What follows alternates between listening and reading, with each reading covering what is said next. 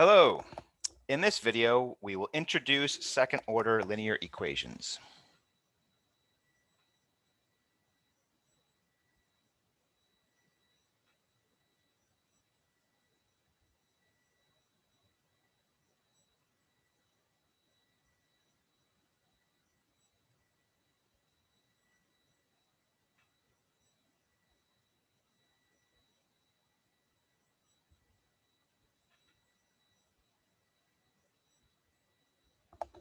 Okay, so the place that we're going to start is with the format. All right, so second-order differential equations.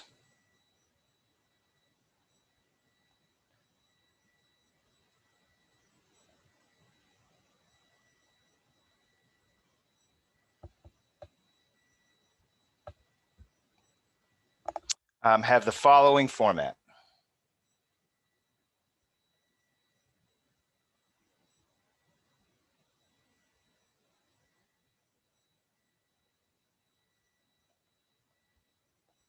So we have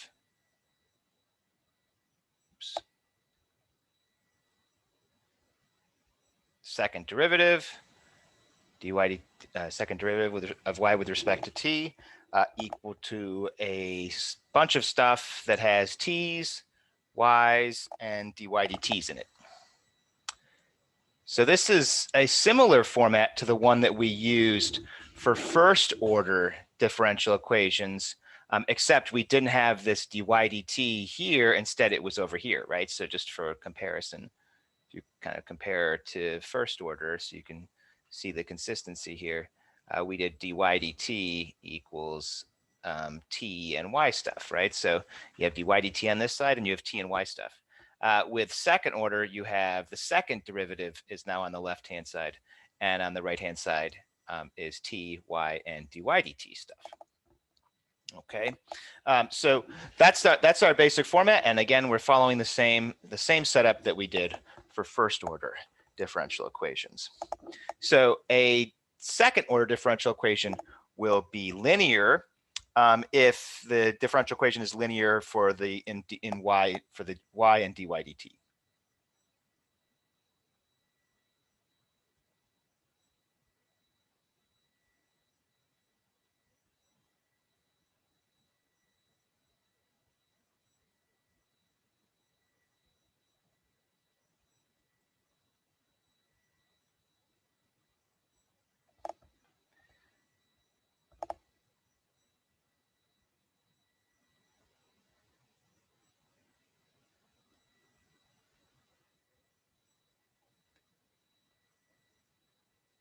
Right, so a second order differential equation is linear when the y and the dy dt are linear. And so what do we mean by that?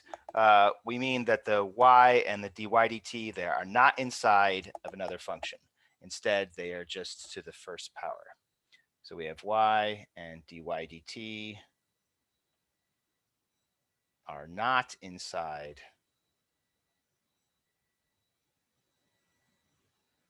a function. Or another way to put that is that we have just y to the first and dy dt to the first.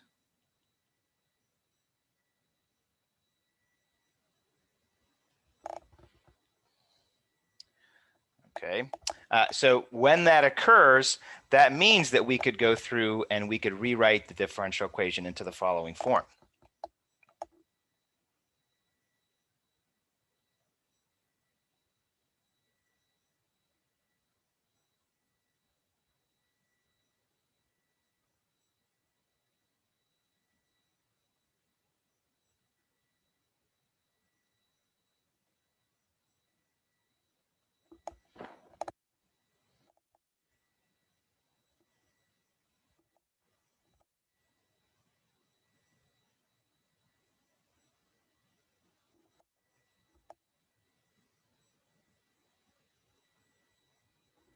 Okay, and so this is So again, this would be a linear format because the dy dt is to the first power and the y is to the first power, right? The g of t, p of t, and q of t functions. So those are functions that are in terms of the independent variable t.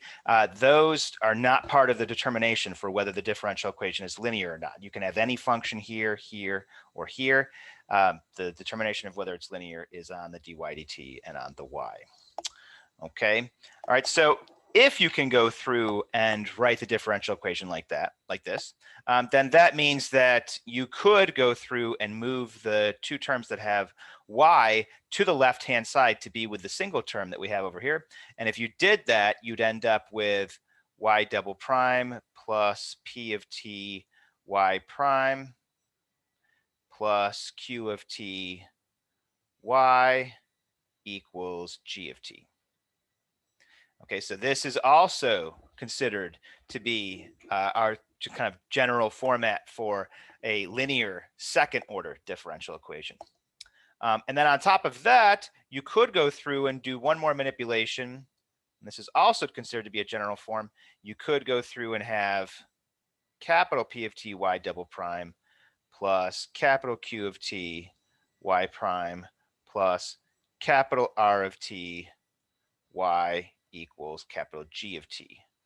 And so this is also considered to be a general form. This one, of course, has a coefficient, a functional coefficient on the second derivative. And so that, of course, is also allowed.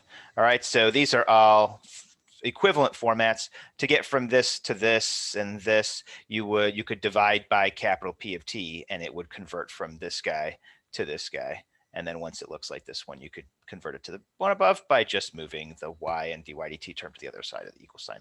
Okay, and so we've got our, just to sum up, we've got second order differential equation. This is kind of the general format. You can see the similarity to the first order. And then linear when the y and the dy dt are to the first power and are not inside of a function. And then thus we get a variety of different general forms depending upon the kind of structure. And these are all, of course, linear. All right, so if the differential equation cannot be written in a linear format, then that implies that it's nonlinear, right? So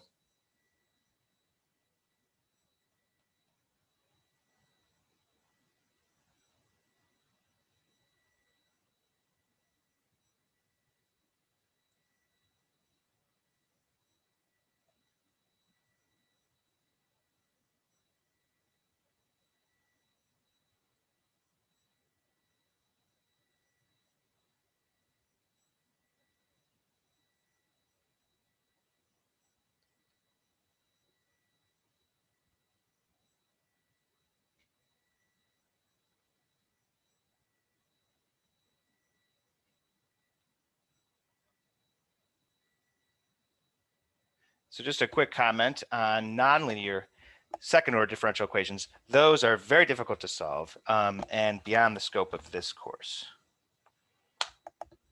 All right, so moving on. Okay, so that's our format for a second order differential equation. You can tack on to that initial conditions to create an initial value problem.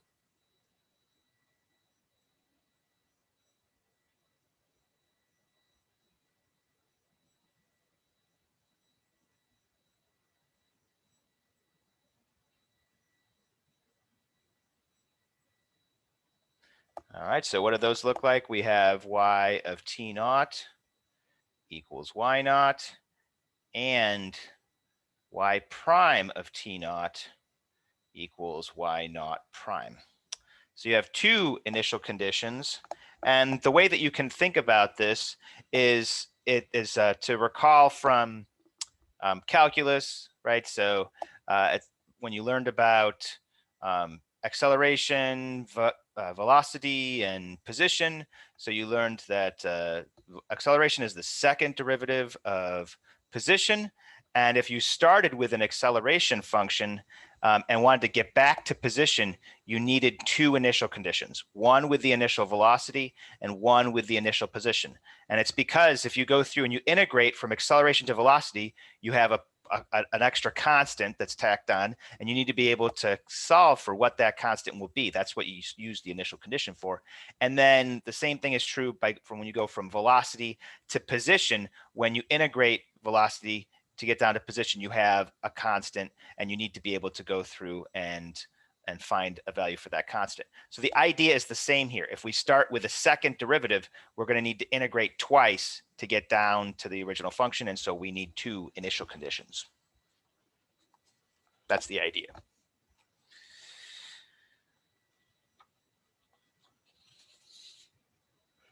Okay, so another definition.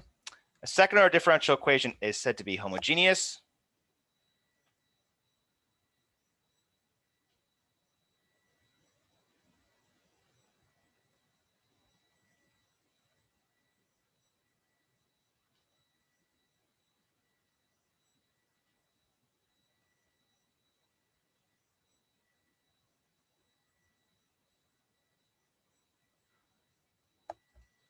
when g of t,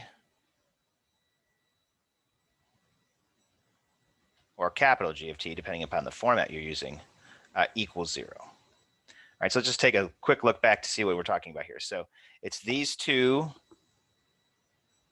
all right, or this one, of course, you could have that one too. But these are the two principal forms that you end up using. One where you've got a coefficient of 1 on the y double prime, and one you have a coefficient of capital P of t. If you have 0 on the other side of the equal sign from all this y stuff, then it's considered to be homogeneous, right? So the lowercase g of t, if you just replace that with 0, that would be homogeneous, and then capital G of t, replace that with a 0, and you get homogeneous. Okay.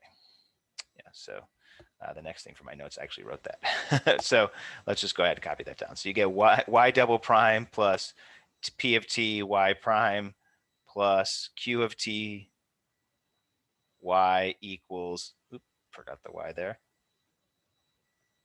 equals 0, or capital P of t y double prime plus capital Q of t y prime plus capital R of t y equals 0.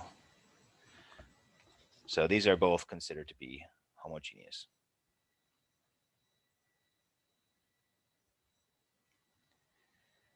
Okay. And then the last thing that we're going to talk about before we actually get into solving some problems, last definition, is that in terms of going through and solving, either of these two types of differential equations, solving when you have P of t, Q of t next to the y prime or the y, or the capital P, Q, and R. These are both second order differential equations are already harder to solve than first order differential equations. And so it becomes very difficult to go through and solve differential equations with these extra functions attached. So what we're going to do is we're going to go through and place a restriction on capital P, capital Q, and R, because we're going to focus on this, actually, this format instead of this one. And that restriction we're going to place, in terms of, this course, is we're going to go through and we're going to say that they're constants. Right, so that's a big restriction, right? Because you could have a lot more than a constant here, here, and here, and so that just tells you how much more difficult it is to go through and solve problems that have functions in those places. But yes, for this course, we will focus on solving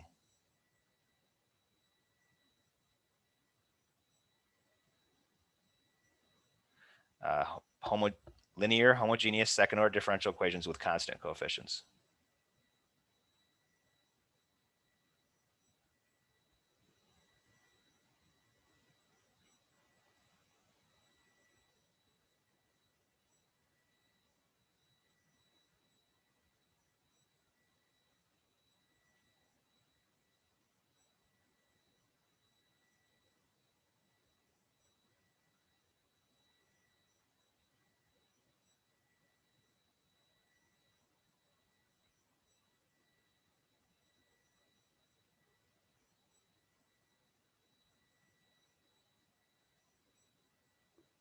We will back off the homogeneous part later on in the chapter, though. So, but the constant coefficients part is going to stay. And if you go ahead and take this and replace P, Q, and R with constant coefficients, then you get A y double prime plus B y prime plus C y equals 0. And that is what we're going to focus on solving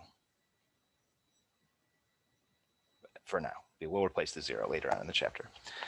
All right, so how do we go through and solve differential equations that look like that?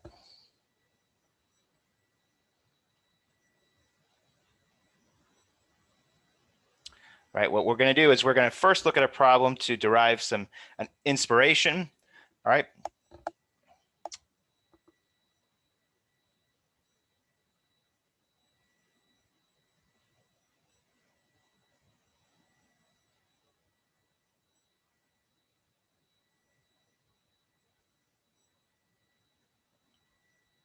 All right, so we have y double prime minus y equals 0.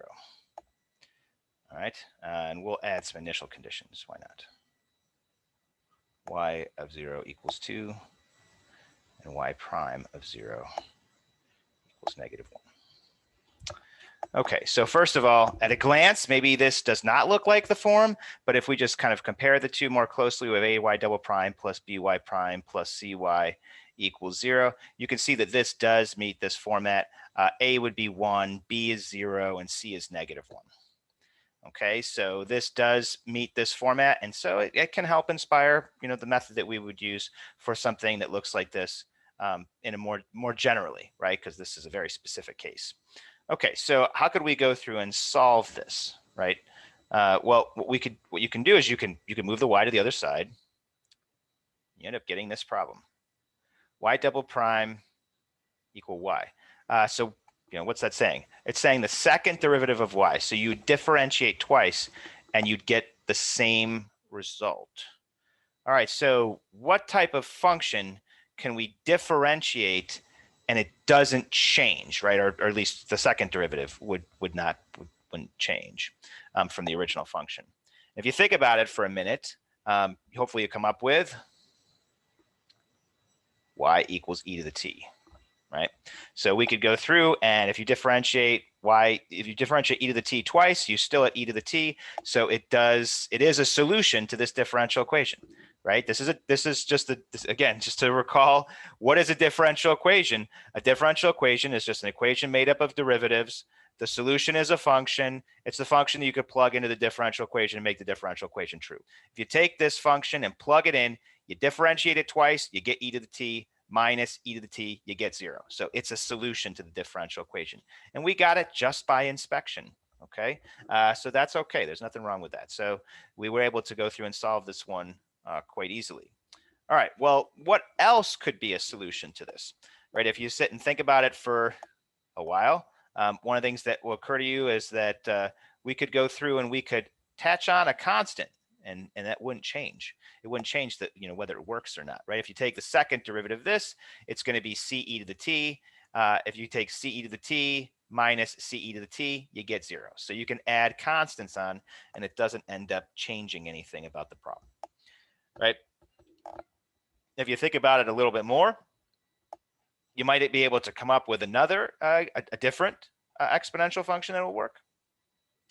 That exponential function would be e to the negative t, right? If we differentiate e to the negative t, we get negative e to the negative t. And then if you differentiate it a second time, the negatives cancel and you get back to e to the negative t.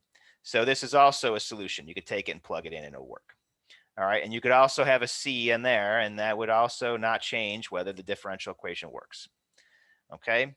What else could be a solution to the differential equation? So this might be the one that would take you the longest to think of, but you actually could go through and combine these into the following format, right? The constants would not need to be the same, okay? And you could add them, right? So you could add the two solutions, and it would still be a solution. And the reason is because the derivative distributes over addition. And so if this works and this works separately, then the combination is going to work because you could just distribute the derivative and apply it to these two individually. So yeah, that one might take you a little bit more time to think of, but that also is going to work, right? And that's as good as it's going to get in terms of combining these two. There's nothing else that we can add to it. And so what we're going to do is we're going to go through and say, this is a solution to the differential equation. This is a fairly general one. We've got constants in there, that we could go through and work with. And it works. How can we tell it works? Other than just what I just said about the derivative distributing. Well, you could test it, right? If you take the derivative, you get c1 e to the t minus c2 e to the negative t. And then if you take the second derivative, you get c1 e to the t plus c2 e to the negative t. And then you can see these are the same. And since they're the same, if you subtract them, you're going to get 0. So this is the solution. This is a solution to the differential equation. Okay, and then as far as the initial conditions are concerned, we can go through and solve for the initial conditions by just going through and plugging in. All right, so we've got y equals this. So if you start there, if we do y of 0 and y equals this, and if you plug in 0 for t, you're going to get c1 times e to the 0, which is 1. So we're going to get c1 plus c2 times e to the 0, or times e to the 0, and that's also going to be 1. So we're going to get plus c2. And then if we take y prime, which is written right here, oh, actually, hold on. Let me do one more thing before I do that one. So we get, go ahead and plug in what y of 0 equals, which is 2. And then we get this equation. All right, and now y prime. So we've got y prime of 0. If this is y prime, then if you plug in 0, you're going to get c1 times e to the 0, which is c1. And then minus c2 times e to the 0, which is 1. And so you're going to get just minus c2. And then combine those. So we know that y prime of 0 equals -1. So we're going to get -1 equals c1 plus c2. Not plus, minus c2. And then now, so take a look at that. We've got this equation has to be true for what, for our first initial condition. This equation has to be true for our second initial condition. And if we go through and combine those, we actually could solve, we actually end with this. If we take those, that creates a system of a system of linear equations. And we could go through and solve that by just, using any old algebra technique. One technique is just you just add the two equations, and so you get 1 equals 2c1, and so 1/2 equals c1. And then once you have c1 is 1/2, 1/2 plus what is going to be 2. We can just figure that out by inspection. That's going to be 3/2. And if you put those two together and plug them back into our original solution to the differential equation, you'll end up getting the solution that includes the initial conditions. All right, we're kind of out of space here. I'll write it up here. So we're going to get y equals, what do we have? So c1 is 1/2, so we're going to have 1/2 e to the t, and then plus 3/2 e to the negative t. And that's your solution to the differential equation. So, all right, so just to recap, we started off with this problem. We've got y double prime minus y equals 0, and we wanted to solve it. We were able to go through and figure it out by just moving the y over and inspecting it. We kind of did some experimenting and some, thought experimenting to go through to come up with what the solution would be. And then once we had it, we checked it. It does work. And then we went through and used the initial conditions to go through and find C1 and C2. Now, this process is going to end up being pretty similar in most of our, at least initial second order differential equations that we're going to solve. So that's why I went over it twice, because we're going to end up using processes very similar to that. All right, so can we generalize this technique? So what did we end up using here, that was so special? Well, what do we end up figuring out? What we ended up figuring out is that exponential functions, when you go through and differentiate, don't change much. So if you've got a combination of a bunch of derivatives, all right, then it's highly likely that an exponential function is going to end up being, part of your solution. So that's the thing that we discovered there, right? So let's go through and see how we can use that to try and generalize the technique.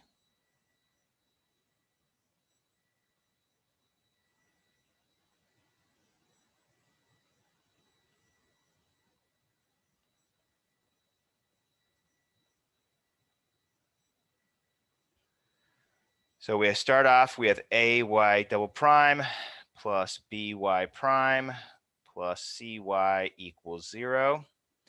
And what we're going to do is we're going to notice that our two solutions here both had exponential functions in them. One of them had a coefficient of 1, the other one had a coefficient of -1. And so we're just going to go through and guess and say, well, we don't know that the coefficient's always going to be 1 or it's always going to be -1. We're just going to guess that the coefficient could be anything and just see what happens. All right, so we're going to guess or assume that y has to equal e to the rt in some capacity. Now, yes, we did end up attaching some c's and we did end up combining some stuff. We're still going to do that.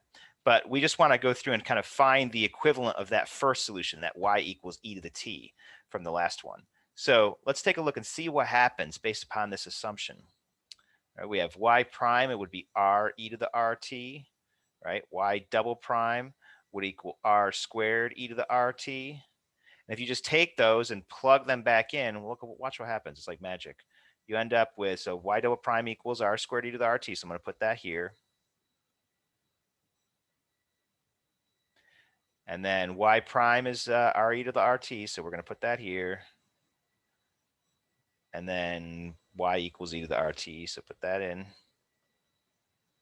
And notice how all these terms have e to the rt. E to the rt can never equal 0. So you can just divide both sides by it, and it doesn't change the equation. This equation is still true. Ar squared plus br plus c equals 0. And we end up, if we start with a second order differential equation that's homogeneous and has constant coefficients, and we make this assumption, then it turns into a quadratic equation. This quadratic equation is called the characteristic equation. Similar name, right, from linear algebra for going through and solving determinants.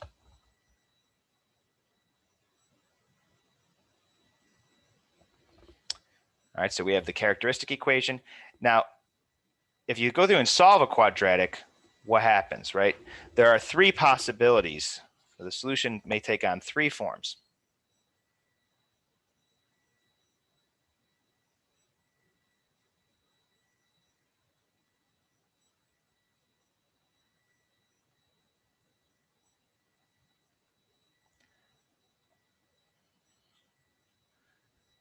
Right, so first, we could end up with two real solutions.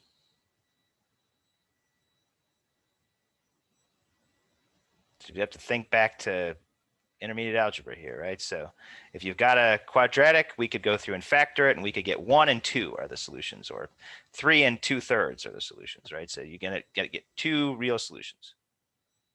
Second case, you could get one repeated solution.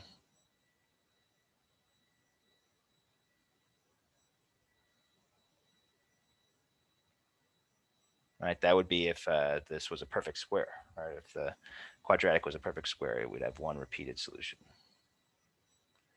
And you could have two complex conjugate solutions.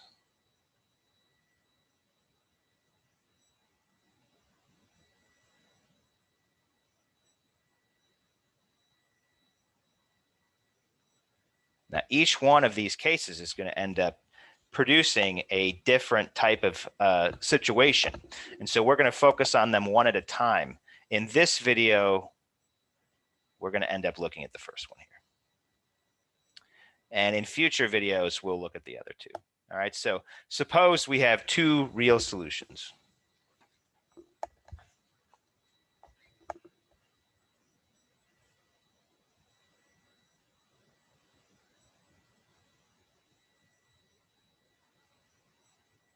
All right, so what we're supposing here is that we solve this characteristic equation and then we get r equals r1 or r2. Okay, so what does that mean? It means that we go back to our initial assumption here, and it means that y equals e to the r1 times t is going to be a solution, and y equals e to the r2 is going to be a solution. All right, so we could thus say, thus y equals e to the r1 t is a solution, and y equals e to the r2 t is a solution. Now next, if those both work, right, and you could check that if you want, you could take them and find the y prime and find y double prime and plug them in and see if they work. But assuming that they do work, we can go through and we can rely upon our experience from the first time we went through and solved a problem like this, where we attached onto the solution a C, attached onto the second solution a C, and then we combined those into one, and the constants could be different, so we made it C1 and C2. You could do the exact same thing here.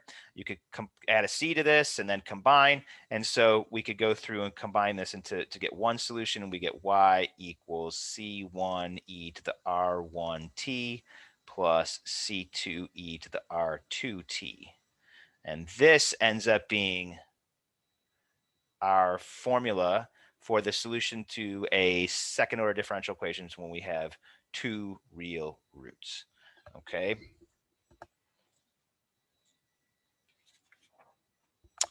All right, so let's go through and try using this.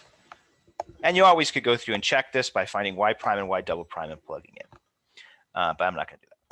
All right, so let's just go through and see this in action. Examples. So we've got, problem is find the general solution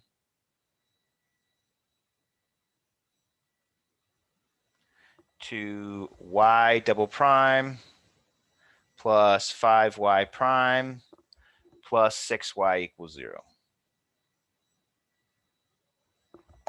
Okay, so the first thing that we want to do is, well, so let me explain this again. So the idea here is what we're going to use is we're going to use this process. So we're going to make this assumption, then that assumption causes this, causes this, causes this, and then turns into the characteristic equation. Now, instead of writing all this stuff, what we're going to do is we're going to jump right to the characteristic equation because this is the same every time. We've done this in a general setting. All right, so you can just jump right to the characteristic equation, and that's okay. All right, so we're going to jump right to that. So we're going to have r squared plus 5r plus 6 equals 0. Maybe I need to explain that. All right, so take a look. Notice original characteristic equation. You see what happened, right? We turned the y double prime into an r squared. We turned the y prime into an r, and then the y just ended up going away, and it's not next to the c. And so that's the way that you translate from original second order differential equation with constant coefficients to the characteristic equation, is you just take the y double prime r squared, y prime r, and then just ditch the y. All right, and so you'll notice that is what I did. I took the y double prime r squared, y prime r, y disappeared. Okay, now to go through and solve this, you could factor it. So we get r plus 2, r plus 3 equals 0. We get r equals -2 and -3. So going back to our solution, now where are we at? We're right here from the general setup that we did, right? From all this stuff that we did, all in the general setting, right? We're right here where we got two real solutions. What did we do next? We said that this is a solution and this is a solution individually by putting R1 and R2, and then we said we could combine them to get this. All right, so we're going to jump right to here now. And so we're going to write y equals C1 e to the -2t plus C2 e to the -3t. And that's it. That's how you go through and solve a second order homogeneous linear differential equation with constant coefficients that has two real roots. Is you go through and form the characteristic equation, find the two real roots, and then just plug them into the formula. The end. All right. So it's a nice, straightforward process. Okay, let's do another example. What if they gave us some initial conditions? So you saw earlier how to handle initial conditions, but let's just do a second example, with the format that we're using now. All right, so they tell us to solve the initial value problem.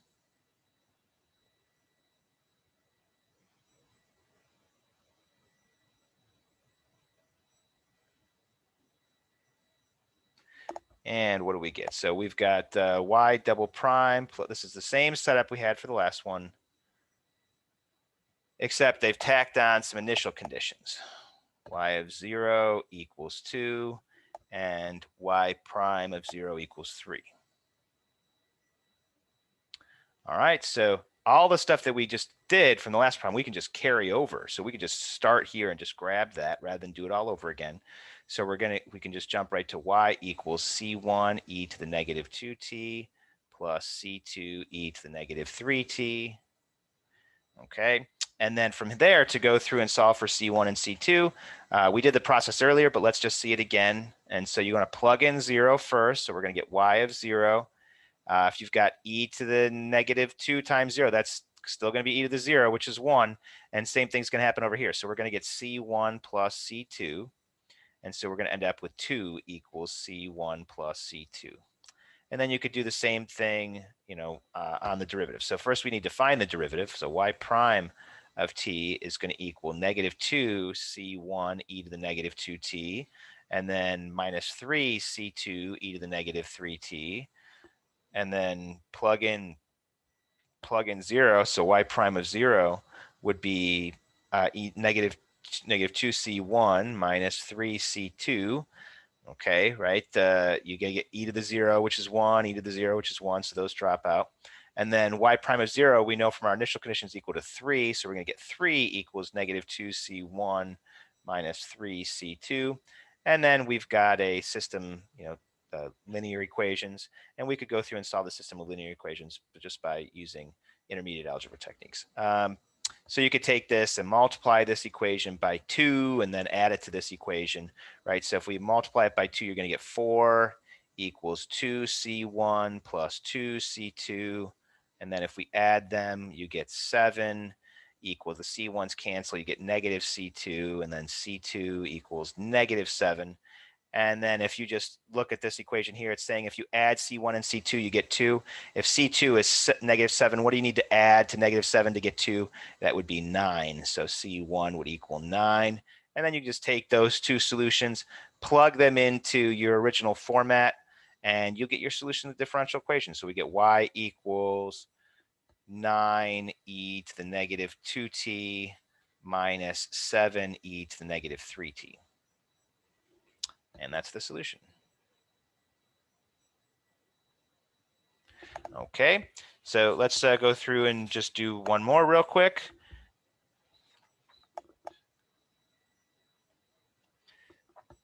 All right, so let's say we had,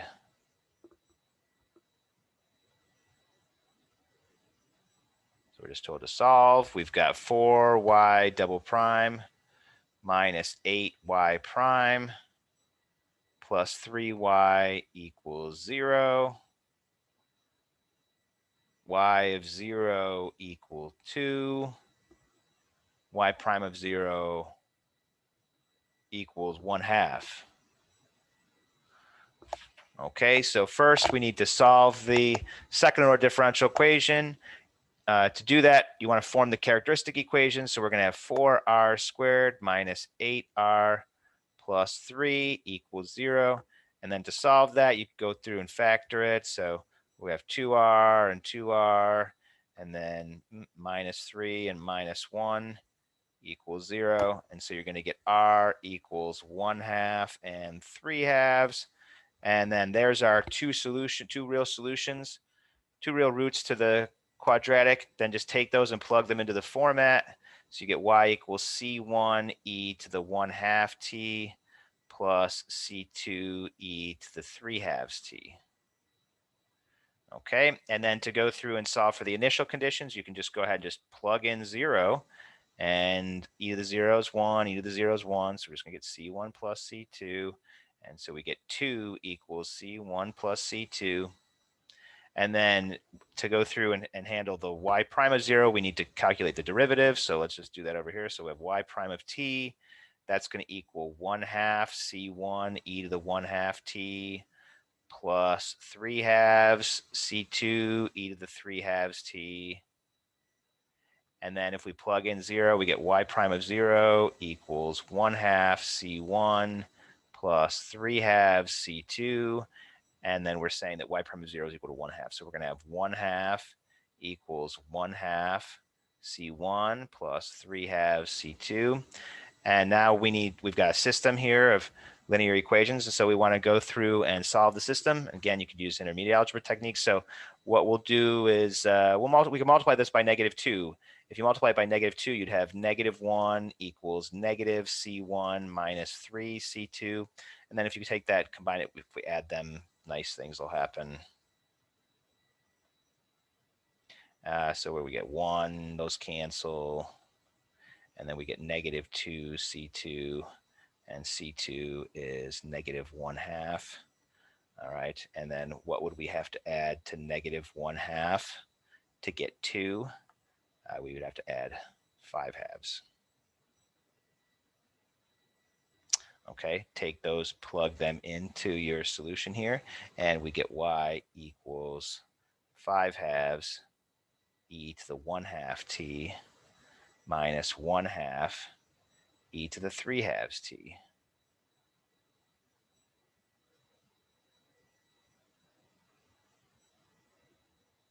And that's it.